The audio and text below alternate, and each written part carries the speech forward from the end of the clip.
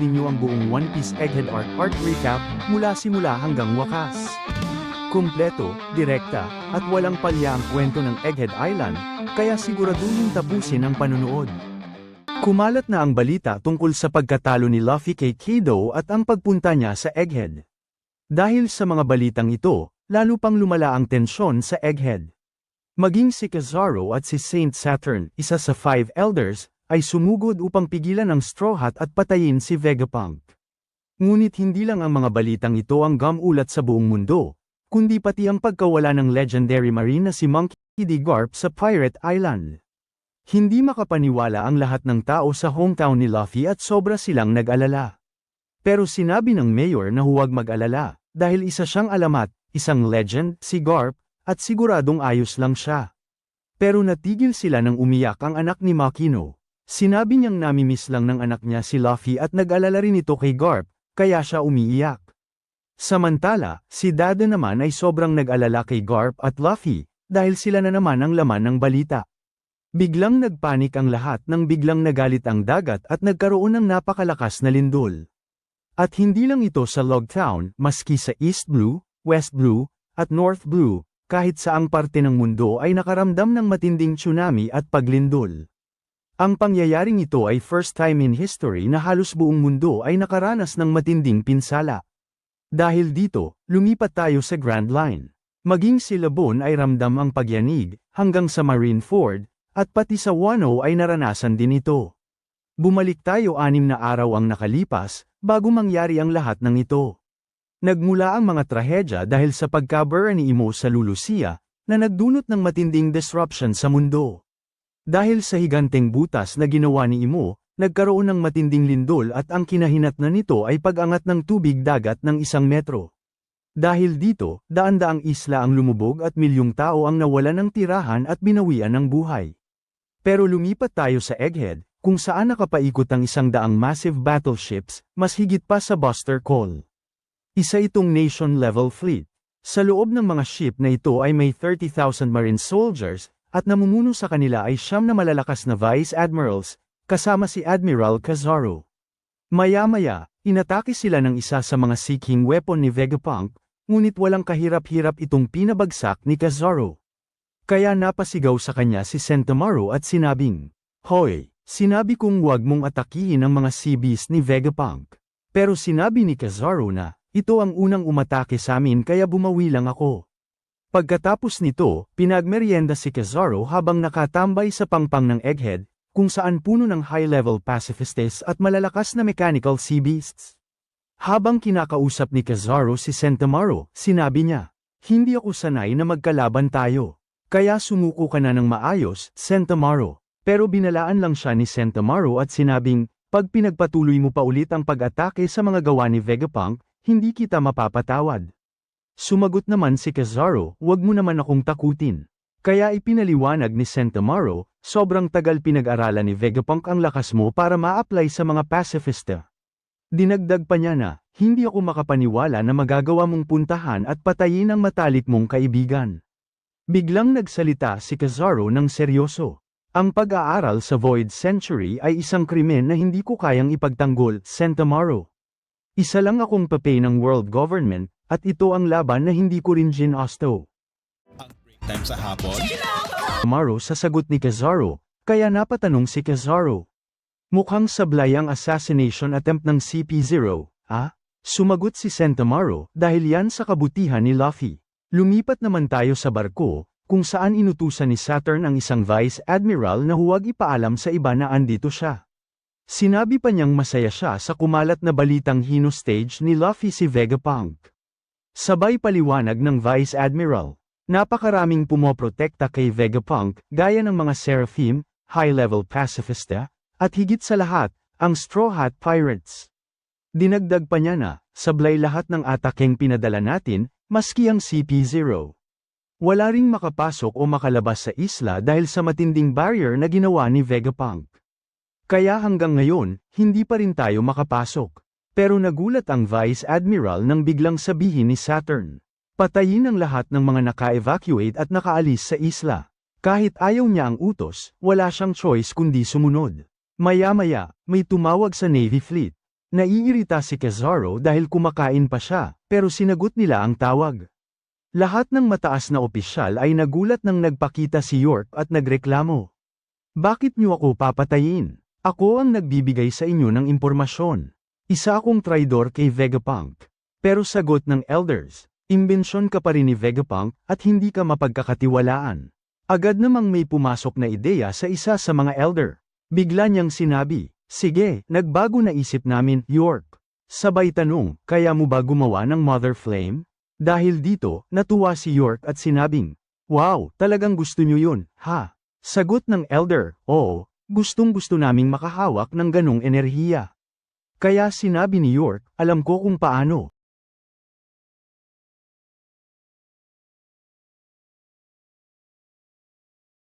Ang lahat ng kailangan para buuin ito. Agad namang kinabahan si Sentomaru habang sinasabi ni York ang kanyang hiling sa elders. Huwag niyo akong sasaktan at huwag niyong sisirain ang isla. Dinagdag pa niya, gawin niyo rin akong isang celestial dragon. Wala nang isip-isip pa, pumayag agad ang 5 elders sa hiling ni York. Biglang nagsalita si York habang nag-iba ang tono ng boses. Okay, deal. Kaya ngayon, iligtas niyo muna ako, dahil papatayin ako ni Straw Hat Luffy. Sinigaw ito ni York habang umiiyak. Nabigla ang lahat sa narinig at sobrang nagtaka. Todo iyak si York. At ang totoo pala, kaya niya ito nasabi ay dahil pinilit siya nila Luffy na gawin ito. Pagkatapos makausap ni York ang elders, sinabi ni Zoro, wala na tayong kailangan sa kanya. Dapat na siyang patayin. Mas lalo itong nagpaluha kay York. Pero sinabi ni Luffy, wag, gagamitin natin siya bilang shield para makatakas. Habang nagpapagaling sina Robin at ang iba pa mula sa matinding labanan, inis na inis si Usopp kay York.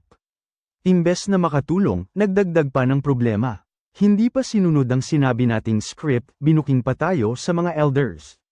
Pero agad nang umiti si Luffy. May naisip siyang plano, ibigay mo sa Kin ang Denden Mushi.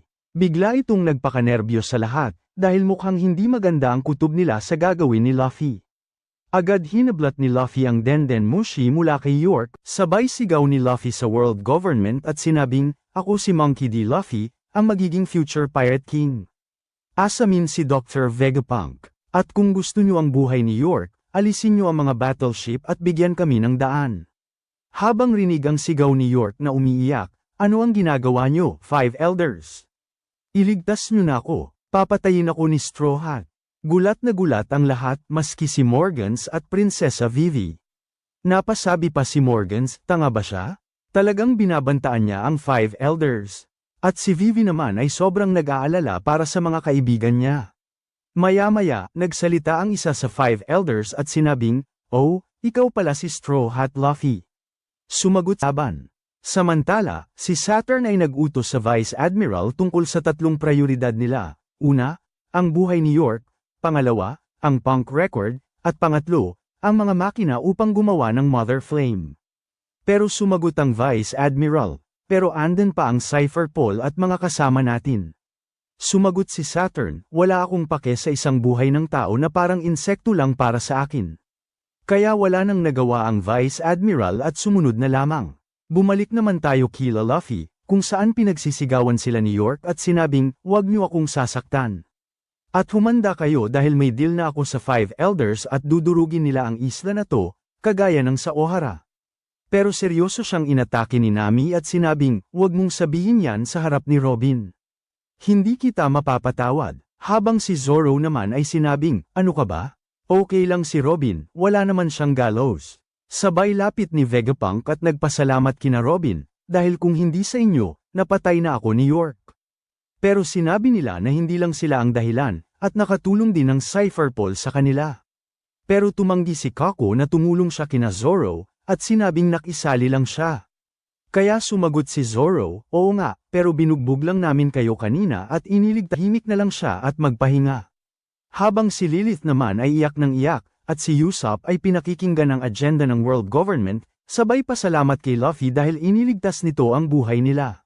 Sabay hiling nila kay Usopp na ibukod sila ng kulungan dahil natatakot sila sa kasama nilang Seraphim. Kaya tinanong ni Usopp si Vegapunk kung ligtas lang ba sila kasama ang Seraphim. Sinabi ni Vegapunk na oo, dahil walang kawala ang mga ito sa bubbles na to, nakadisenyo ito para sa mga seraphim. Dahil dito, kumalma ang mga preso at sinabing akala kasi nila isa lang itong normal na bula. Bigla namang nagpasalamat si Frankie sa clone ni Boa dahil niligtas sila nito kanina sa pagtanggal ng petrification sa kanila. Nagtaka naman si Vegapunk dahil hindi naman niya prinogram ng ganun ang clone na ito. Agad naman itong nahiya at naalala si Luffy, kinulit pala siya ni Luffy na tanggalin ang petrification kina Frankie. At dahil sobrang na-inlove siya kay Luffy, napapayag na lang ang clone ni Boa. Pinaliwanag ni Jinbei na maski ang original na Boa Hancock ay may soft spot para kay Luffy, at ganun din ang Seraphim na ito. Kaya naman may bagong kaalaman na nadagdag kay Vegapunk, at sinabing pati impormasyon ng taong kino-clone niya ay maaaring mapasama sa clone. Sobrang bumilib siya sa natuklasan. Sinabi rin nilang lahat kung paano nakatulong sa kanila ang Seraphim na ito at siyang dahilan kaya sila naligtas. Kaya sobrang natuwa si Luffy at nagpasalamat ng lubos sa kanya. Halos mabaliw-baliw naman ang clone dahil sa sinabi ni Luffy, at dinagdag pa niya, ano? Anong sinabi niya? I love you daw ba? I love you? Habang si Lilith naman ay na-stress na dahil kahit anong gawin niya ay hindi niya mabuksan ang Frontier Dome. Kaya nagsalita si York, kahit anong gawin niyo, hindi yan gagana. May code yan at hindi niyo malalaman dahil hindi ko ito nilagay sa utak niyo. Dahil dito, agad na nap-icon si Lilith at gustong suntukin si York. Kaya naman napasabi si Vegapunk, kapag hindi natin na-deactivate ang barrier, hindi tayo makakatakas dito. Sinabi rin ni Brook na kahit mabuksan ito, sigurado siyang hindi sila basta-basta makakaalis dito. Sumang-ayon si Nami at sinabing anumang oras ay posible nang umatake ang world government sa isla. Habang si Lucci ay maijing minamasdan ang kalagayan ng Straw Hats, kung ano ang kahinaan nila ngayon, at maski ang plano nila ay maigi niyang pinakikinggan. Maya-maya, dumating si Stacy at sinabing sobrang surrounded na sila, may 100 massive warships at 30,000 na soldiers. Kasama rin si Admiral Kizaru. Kaya naman sumakit ang ulo ni Vegapunk sa malaking problemang kinakaharap niya. Sabay tanong kay Nami tungkol sa shipping route nila. Kaya sinabi ni Nami na ang compass ay tumuturo sa northwest. Sinabi ni Vegapunk, sa Elbaf yan. Agad itong narinig ni na Luffy, at sobrang naggigil sa narinig. Sinabing pumunta na sila agad ngayon. Sumagot si Nami na oo, doon sila pupunta. Kaya lalong nasiyahan sina Luffy at Usopp dahil pareho nila itong pangarap. Hindi nagtagal, nagplano na si Vegapunk at sinabing nasa taas ng Labu Face ang ship nila, kaya ligtas ito sa kalaban. At dahil nakapaikot ang kalaban, kailangan nilang dumaan sa itaas. Ang gagamitin nila rito ay ang Vega Force 0.1. Pero sinabi ni Vegapunk na sobrang onti lang ng range nito at kahit mailipad niya, agad itong mauubusan ng energy at babagsak. Kaya sinabi ni Chopper na hindi sapat ito para makatakas. Dahil dito, nagsalita si Frankie at sinabing kapag naubos na ang energy ng robot, gagamitin na niya ang Cola Burst niya. Ayon sa kanya, kada launch nito ay umaabot agad ng 1 kilometro. Sobrang bilib ni Vegapunk dahil hindi niya inakalang ganun kalayo ang kaya ng imbensyon ni Frankie. Lalo pa siyang nabigla nang sabihin ni Frankie na gawa ito sa Coca-Cola. Sobrang na-excite si Vegapunk at agad siyang sumang-ayon sa plano ni Frankie. Maya-maya, inutusan niya si Lilith na paandarin na ang Vega Force para dalhin ang ship ni na Luffy sa likod ng isla. Pero sinabi ng isang satellite ni Vegapunk na para gumana ang plano nila, kailangan munang ma-deactivate ang barrier. Tinawanan lang sila ni York at sinabing hindi nila yun matatanggal dahil hindi niya sasabihin ang code. Agad namang nag-init ang mga satellite at si Vegapunk, sabay sigaw nilang, "Huwag mo kaming maliitin." Todo bigay sila sa pag-crack ng code. Pero sinabi ni Usopp, sa tingin ko, hindi ito sasang-ayon sa plano natin lahat. Sumagot si Brook, hindi natin malalaman kung hindi natin susubukan. Magkakasama naman sina Luffy, Frankie, Bonnie, at Lilith upang pumunta sa Sunny Go. Agad namang nagsimula ang Operation Escape nila. Excited si Luffy na makaalis para makapunta na sa Elbaf. Pero nagreklamo si Luffy dahil kulang ang pagkaing dala nila. Sumang-ayon din si Bonnie at sinabing kumuha sila ng mas maraming pizza. Samantala, ang world government ay nakatanggap ng transmission mula kay Rob Lucci. Agad sinabi ng Vice Admiral na ipakalat ito sa lahat ng warships. Seryosong pumasok si Kizaru sa kwarto ni Saturn at tinanong siya, "Alam mo na ba ang lagay doon, Kizaru?" Sumagot si Kizaru, "Oo." Nagsasalita sila na parang under control nila ang lahat. Pero ang totoo, na-trap sila sa loob at hindi makalabas. Kaya sinabi ni Saturn, ang barrier ay laser defense, at ikaw, si Kizaru, ay liwanag mismo. Kaya mong makapasok, hindi ba? Sumagot si Kizaru, "Oo, kaya ko. Pero may isa akong matalik na kaibigan na pumoprotekta kay Vegapunk." Kaya sumagot si Saturn, "Huwag mo na lang pansinin. Lagpasan mo na lang." Pero seryoso ang sagot ni Kizaru. Hindi naman tama. Sobrang nakakabastos gawin yun, na may taong handang harapin ako at lalagpasan ko lang. At least, sumunod ka rin sa prinsipyo ko. Sabay paliwanag ni Kizaru, kapag inatake natin ang mga nasa isla, uutusan ni Sentomaru ang hindi mabilang na Sea Beast weapon, ang 5th high-level pacifista, at pag ginawa niya yun, makakatanggap tayo ng matinding pinsala. Nairita naman si Saturn. Napakarami nating problema, bulong nito sa sarili. Biglang lumapit si Kizaru at ipinakita ang impormasyon mula kay Rob Lucci. "Sinabi ko sa inyo, sobrang mapakinabang na tao ang Rob Lucci na yan." Dahil sa impormasyon na ibinigay ni Lucci, nag-ready na ang lahat ng marine battleships upang umatake sa isla. Habang si Luffy ay walang kam-alay-malay sa paparating na panganib at nag-e-enjoy lang, sa wakas ay natatanaw na nila ang Sunny Go. Bumalik naman tayo sa mga Marines kung saan seryosong nakatitig si Kizaru sa isla. Biglang naramdaman ni Sentomaru na, tumahimik ang lahat. Maya-maya, may isang napakabilis na liwanag ang bumulusok papunta sa isla. Sabay ngiti ni Kizaru, agad niyang inutusan ang lahat ng pacifista na umatake. Pero sa bilis ni Kizaru, agad siyang nakarating kay Sentomaru sa isang iglap. Sumigaw si Sentomaru, "Halika dito, Kizaru. Huwag mo akong maliitin, ang depensa ko ang pinakamalakas sa buong mundo." Agad siyang inatake ni Kizaru gamit ang light speed kick na yumanig sa buong isla at nagdulot ng napakalaking pagsabog. Nagulat ang lahat, tila umuuga ang buong isla at umiilaw ang lupa. Hindi nila alam ang nangyayari, pero si Luffy agad naging seryoso. "Merong dumating," sabi niya. "At sigurado akong napakalakas nito." Nagsimula na ang laban ni Sentomaru at Kizaru, kung saan halatang nagpipigil si Kizaru at sinusubukan niyang kausapin si Sentomaru upang sumuko ng maayos. Pero hindi papapigil si Sentomaru at determinado siyang protektahan si Vegapunk kahit buhay pa niya ang kapalit. I'll take it all. Siyang protektahan si Vegapunk kahit buhay pa niya ang kapalit. Kaya nagpatuloy sila sa paglalaban, na nagdulot ng isang malaking pagsabog sa isla.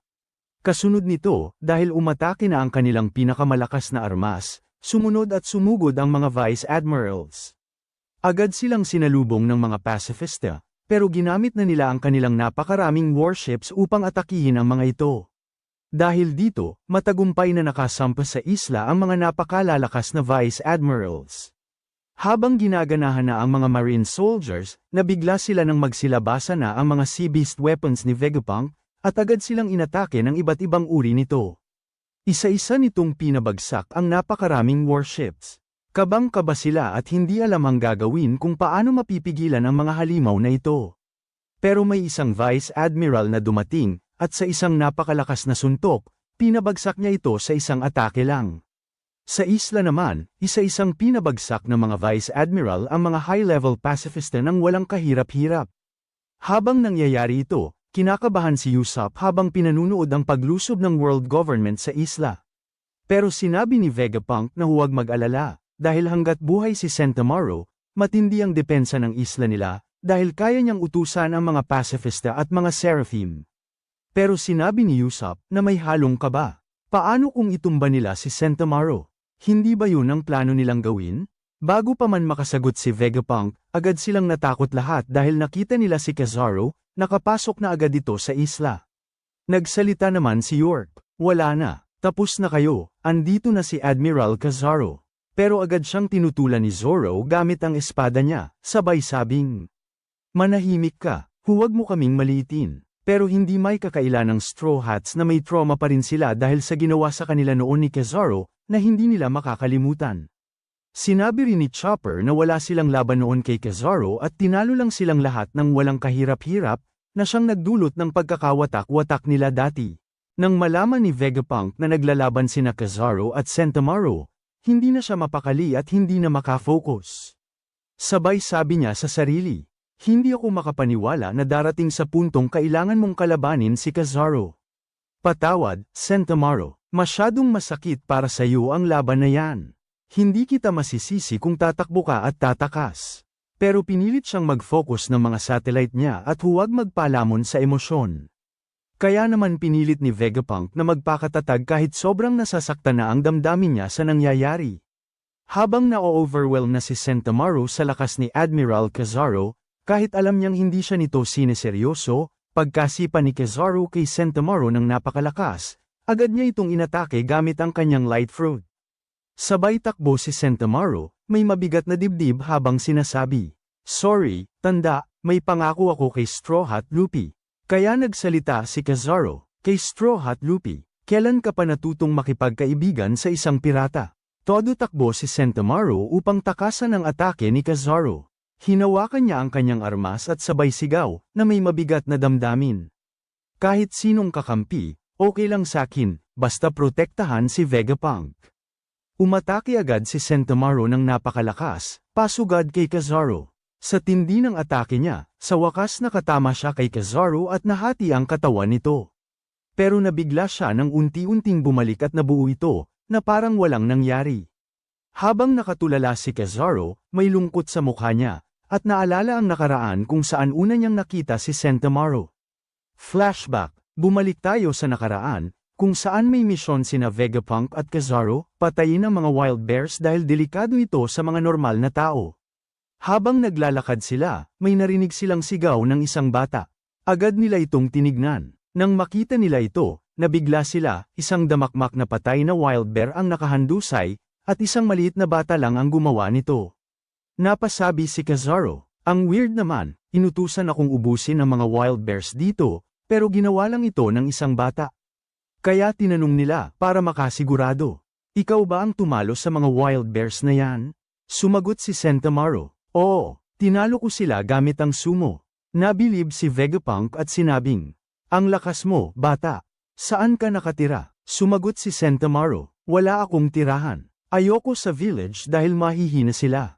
Pero hindi naniwala si Kizaru at sinabing, "Sigurado akong kick out ka lang." Kinabahan si Sentomaru at iniwas ang usapan. "Malakas ako at hindi nagugutom, pero gusto ko ng trabaho, gusto ko ng pera." Kaya tinanong siya ni Vegapunk, "May gusto ka sigurong bilhin, bata?" Sumagot agad si Sentomaru, malakas ang boses. "Gusto ko ng rice bowl." Sabay kalam ng sikmura niya sa sobrang gutom, na sobrang nagpatawa kay Kizaru at sa kanilang lahat. Pagkatapos nito, agad siyang inalok ni Vegapunk na maging kanyang bodyguard.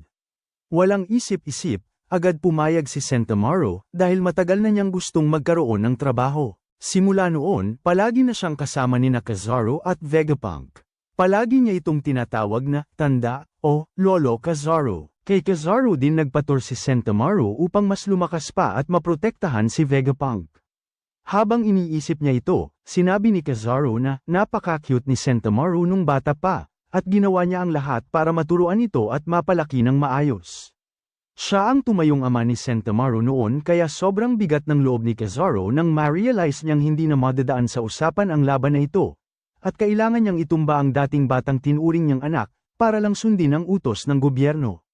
Pero hindi na sumagot si Sentomaru. Agad siyang umatake kay Kizaru, at solid na tumama ito. Ngunit kinabahan siya ng todo nang maramdaman niya ang sulyap sa totoong lakas ni Kizaru. Sabay sinabi nito sa kanya, "Hindi ba sinabi mo na ang depensa mo ang pinakamalakas? Nakalimot ka ata, ako ang nagturo sa'yo, at higit na mas malakas ang akin." Sabay atake gamit lang ang isang daliri. Pinabagsak niya si Sentomaru at pinayanig ang buong isla. Pagkatapos niyang patumbahin ang kanyang itinuring na anak, halatang ayaw talaga ni Kizaru ang ginagawa niya. Sobrang nasasaktan na ang damdamin niya, pero wala siyang magawa, dahil ito ang trabahong sinumpaan niya. Kinuha niya ang authority chip ni Sentomaru at inutusan ang mga pasifista ng bagong misyon. Dahil wala na ang kanilang tag-autos, agad silang sumunod kay Kizaru. Inutusan silang kampihan ng Marines at atakihin ang mga Sea Beast weapons. Isa-isa nilang pinabagsak ang mga ito, na nagdulot ng malaking pagbabago sa takbo ng gyera.